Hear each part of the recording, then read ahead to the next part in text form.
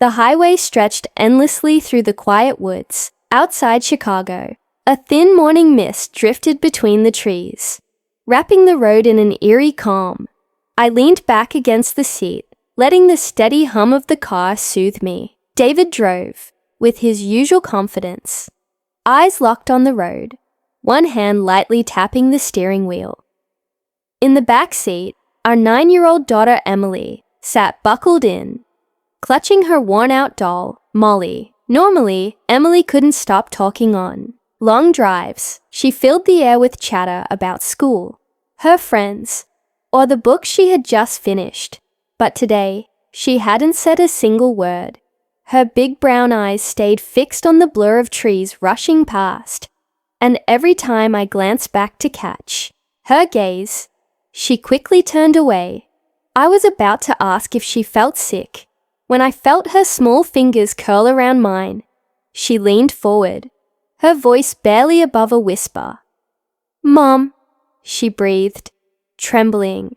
"We need to leave. We can't stay there." A cold shiver ran through me. "Why, honey?" I asked gently. Emily's eyes glistened with fear. "Because it's not safe." Margaret's house sat at the end of a narrow dirt road, surrounded by towering pines. She had owned the place for over 2 decades, retreating here every summer. David always spoke of it with fondness, recalling childhood memories of swinging from the old oak tree and chasing fireflies at dusk. The house itself was solid and welcoming, painted a warm beige with white shutters. Flower beds brimmed with late summer blooms. To anyone else, it might have looked like the perfect country getaway. But as we pulled into the driveway, Emily clutched Molly tighter. Her face paled, and she leaned into me, whispering, "Don't go inside." Margaret appeared on the porch, waving eagerly. She looked like the picture of kindness. Short grey hair, warm eyes, and a floral apron dusted with flour. "Welcome home," she called, her voice carrying across the yard. David smiled, relief on his face. "See, she's been waiting all week." But when Margaret hugged Emily, the child stiffened like stone. I caught her whisper again, so quiet I barely heard it. "She's not the same." My stomach tightened. Was this just childish imagination? Or something far darker? The moment we stepped inside, the scent of freshly baked bread filled the air. Margaret ushered us toward the kitchen with cheerful energy, fussing over us as though we were guests at a feast. She had always been welcoming, the kind of grandmother who spoiled Emily with cookies and stories. But Emily refused to sit. Instead, she tugged my sleeve, her eyes wide. "Mum, please, come." She pulled me toward the kitchen doorway, where the morning sun streamed through lace curtains. To anyone else, it was ordinary. A neat space with a wooden table, gleaming countertops, and jars of preserves neatly lined on shelves. Yet Emily pointed to the far corner, where a cabinet stood slightly ajar. "Look," I frowned, stepping closer. The air seemed colder there, the smell sharper, metallic. Inside the crack of the door, I thought I saw something. Dark stains across the wood. Before I could reach for it, Margaret clapped her hands. "Sarah! Emily! Come, sit. The bread will be ready in minutes." I closed the cabinet quickly, forcing a smile. But Emily shook her head, whispering against my side. "I told you, we shouldn't be here." Margaret busied herself at the counter, humming softly as she sliced bread. Her back was to us, yet something about the way she moved felt wrong. Too deliberate, too controlled. David chatted with her about the garden, oblivious. "The apple. Trees look amazing this year. Did you finally fix the fence?" "Oh yes," Margaret answered without turning around. "Everything is just as it should be." Emily sat rigidly beside me, her doll pressed tight against her chest. I stroked her hair, whispering, "It's okay, honey." But the words rang hollow even to me. Margaret turned suddenly, flashing a smile that stretched a little too wide. Her eyes, normally warm, seemed darker, colder, as though some shadow lived behind them. "You'll love it here," she said, placing bread on the table. "This weekend will be unforgettable." Her gaze lingered on Emily a moment too long. My daughter's hand slid into mine again, ice cold, and that's when I knew. Whatever had unsettled her wasn't just childish fear. Something in this house wasn't right. Upstairs smelled of cedar and dust. Margaret had asked me to fetch extra blankets from the hall closet, but when I reached the top of the stairs, Emily was already there, staring at a door at the end of the hallway. "Don't open it," she whispered. The door was old, painted white but chipped around the edges. A heavy brass lock hung from it. Strange. I had stayed here before, and I didn't remember this room. "Grandma says never to go in," Emily added, clutching my arm. I rattled the knob lightly. Locked. Yet from inside, I thought I heard movement, a faint shuffle, as though someone had stepped back from the door. My pulse quickened. "Sarah," Margaret's voice floated up from the kitchen. "Did you find the blankets?" I jerked my hand away from the knob. "Almost," I called back, forcing calm. Emily's eyes were wide, her lips trembling. "Promise me you won't open it." I nodded, though unease crawled beneath my skin. What could Margaret possibly be hiding up here? That night, the house settled into silence. David had gone outside to help Margaret cover the garden, leaving me upstairs, reading in bed, while Emily pretended to sleep beside me. Around midnight, a sharp whistle jolted me. At first, I thought it was just the wind, but then I realized it was the kettle in the kitchen. I slipped downstairs, the floorboards groaning under my weight. The kitchen light was off, yet the kettle screamed on the stove, steam pouring from its spout. My stomach tightened. Who had turned it on? I reached for the handle, burning my fingers as I pulled it off the flame. The sound cut off abruptly, leaving the house in suffocating silence. And then, from behind me, came a low creak, like the cabinet door opening by itself. I spun around. Nothing, just the empty kitchen, bathed in moonlight through the curtains. Still, I swore I heard soft footsteps retreating down the hall. When I climbed back upstairs, Emily was sitting up in bed, wide awake. "You heard it too, didn't you?" she whispered. The following morning, Emily wouldn't touch her breakfast. She kept glancing at Margaret, who moved around the kitchen humming, her knife scraping rhythmically against the cutting board. Later, while David helped his mother in the garden, Emily pulled me upstairs. She sat cross-legged on the bed, hugging her doll. Her voice trembled. "I had the dream again," she said. "What dream, sweetheart?" Her eyes filled with tears. "The one where someone's locked in the kitchen. They cry, but no one hears them. And then she puts them in the ground." My chest tightened. "Emily, it's just a dream." "No, Mom," she snapped, louder than I'd ever heard her. "It's real. That's why we have to leave." I froze, unsure how to respond. She pressed her face against Molly's worn hair. "Grandma's not Grandma anymore." Before I could ask what she meant, Margaret's voice drifted up the stairs. "Sarah, Emily, come down here. I've baked something special." Emily's hand clutched mine in panic. "Don't eat it," she whispered. That evening, after dinner, David insisted we sit outside to enjoy the sunset. Margaret poured lemonade, her smile fixed and unblinking.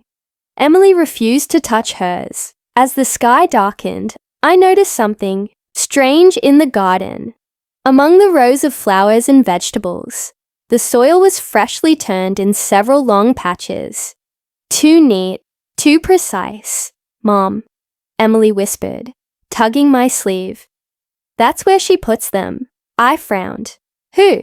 But Emily only shook her head, eyes wide. Later, when everyone went inside, I lingered by the window, peering into the garden under the moonlight, and then I saw it. Something pale and thin, sticking out from one of the mounds of soil. For a moment, I thought it was a root, but then it shifted, almost like a hand. The curtains snapped shut behind me.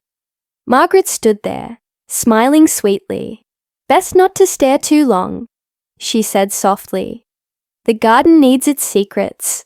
The next morning, while Margaret and David were out back, I searched the living room shelves. Dusty photo albums lined them, filled with decades of family memories.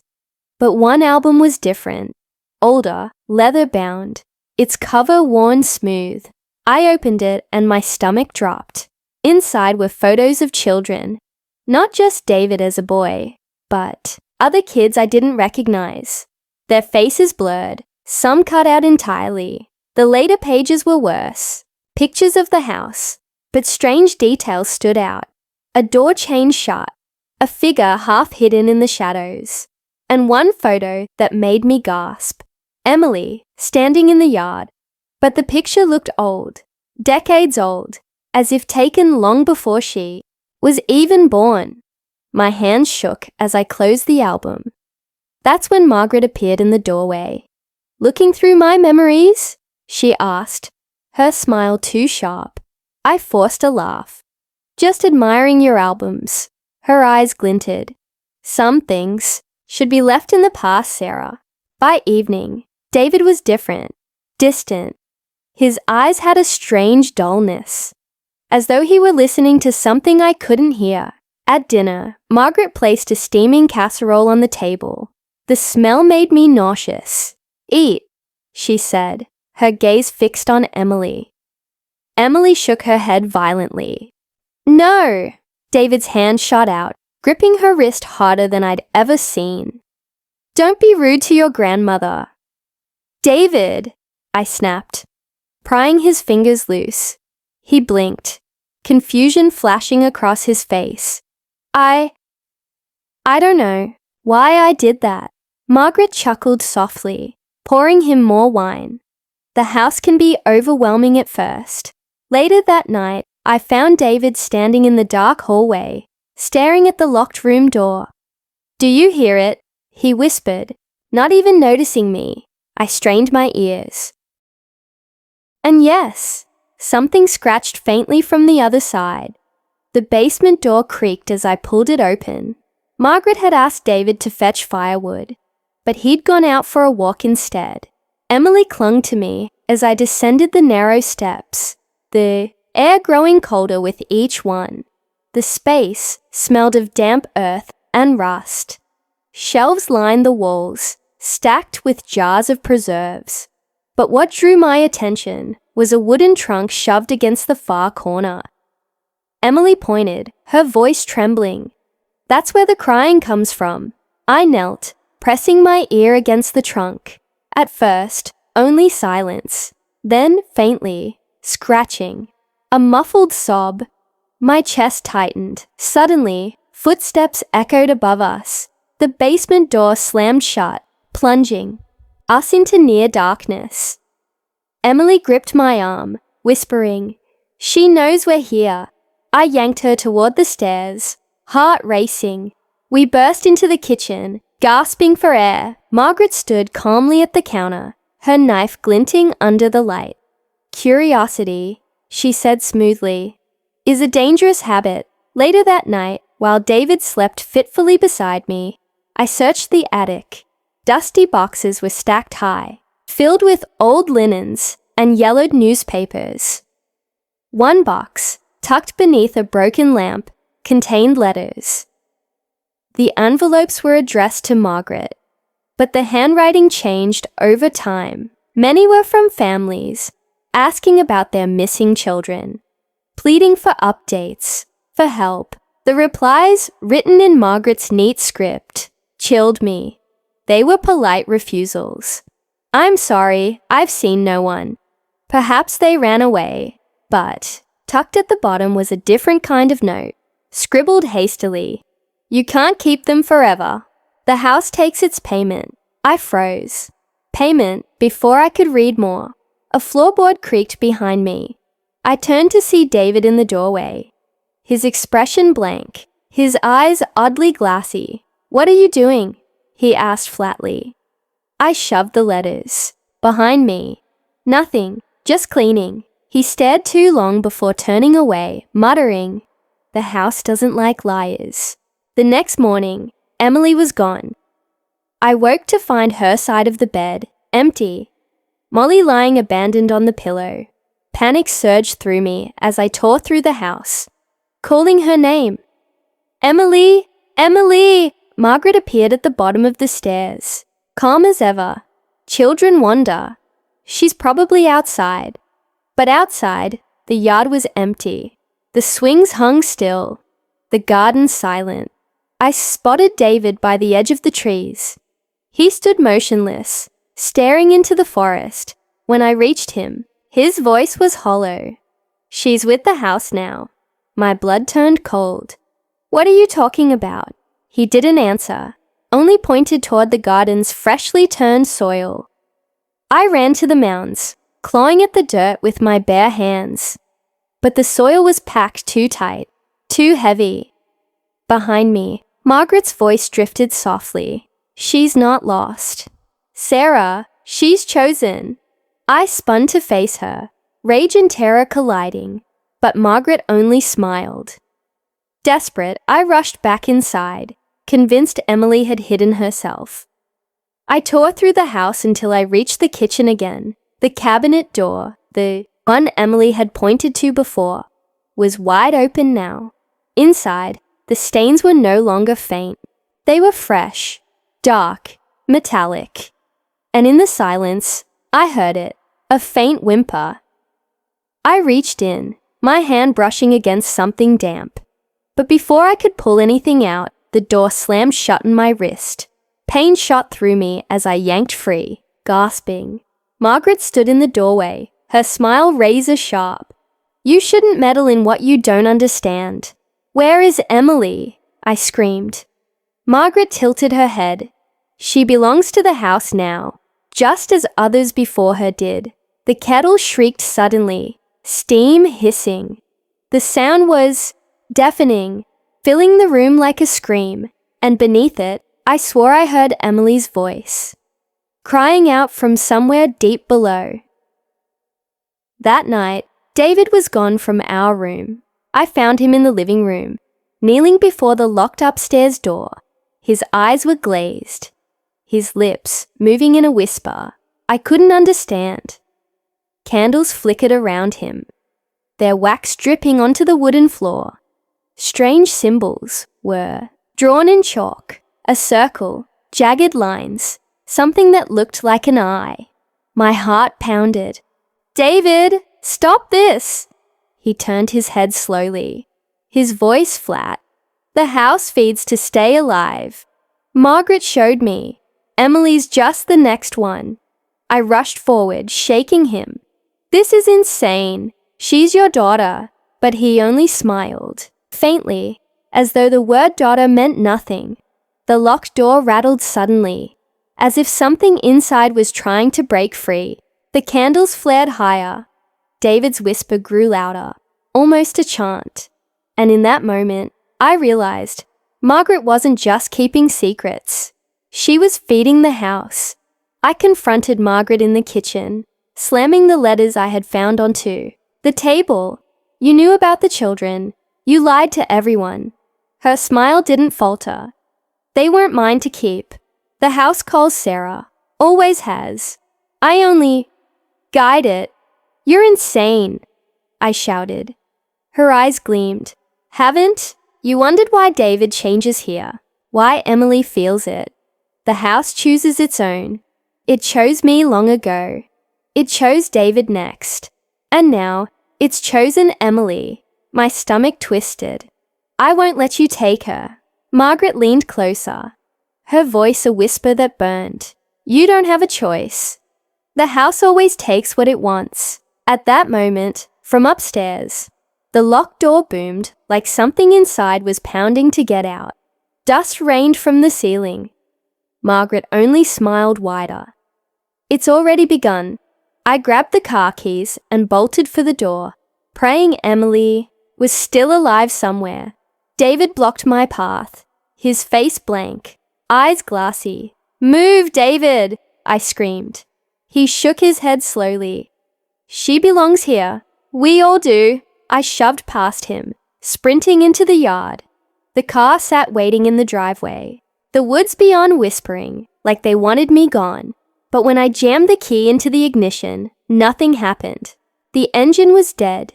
The porch light flicked on. Margaret stood there, her silhouette framed against the house. She raised a hand almost casually, and the garden soil shifted. The mounds heaved as though something beneath them was crawling upward. Emily's doll, Molly, lay in the dirt, its button eyes staring at me. My hands trembled on the wheel. The house was alive, and it wasn't going to let us leave. I ran into the woods, branches tearing at my skin. The night air was sharp, filled with whispers that seemed to come from the trees themselves. Behind me, footsteps crashed closer. David's heavy stride, relentless, inhuman. "Sarah!" he bellowed. "Come back. It'll be easier if you don't fight." I ducked beneath low branches, stumbling through the underbrush. My lungs burned. Somewhere in the darkness, I thought I heard Emily's cry. "Mom, help me!" I spun, desperate, but saw only shadows. Suddenly David burst from the trees, tackling me to the ground. His hands clamped around my wrists, his face inches from mine. His eyes were gone, just empty darkness staring back. "You'll understand soon," he whispered. "It's her turn now." I kicked hard, breaking free, scrambling toward the faint glow of the house lights. The forest seemed endless, but one truth was clear. If I didn't reach Emily tonight, I never would. I burst back into the house, slamming the door behind me. The locked upstairs door rattled violently, the sound deafening. Margaret stood at the base of the stairs, calm as ever. Emily was beside her, pale, silent, her small hand caught in her grandmother's iron grip. "Let her go!" I screamed. Margaret's smile widened. "She's already halfway gone. Can't you feel it? The house loves her." I rushed forward, but David crashed in behind me, pinning me against the wall. Margaret whispered into Emily's ear, and the child's eyes flickered strangely, as though something else looked through them. "Emily, fight it!" I cried, struggling against David's strength. For one agonizing moment, Emily blinked and looked at me, her lips trembling. "Mom!"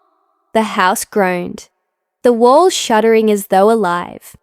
I ripped free of David's grip, grabbing Emily from Margaret's arms. We bolted toward the front door, but when I yanked it open, only darkness waited. No driveway, no trees, just endless black. The house had swallowed everything. The forest, the road, even the stars were gone. I clutched Emily against me, heart pounding, while Margaret and David stood calmly at the center of the room. "You can't fight it," Margaret said gently. "You're already part of it. The house keeps what it takes." The walls pulsed like a heartbeat. Shadows crawled across the ceiling, reaching for us.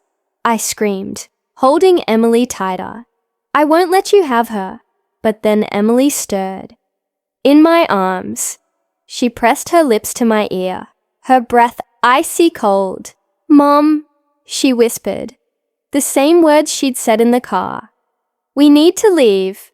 Her eyes lifted to mine, and they weren't Emily's eyes anymore. They were dark, endless, filled with something ancient. My scream caught in my throat as her small hand tightened around mine, impossibly strong, and then the house exhaled, swallowing us whole. The last sound I heard was my daughter's voice. soft, inhuman, whispering, "You should never have come here."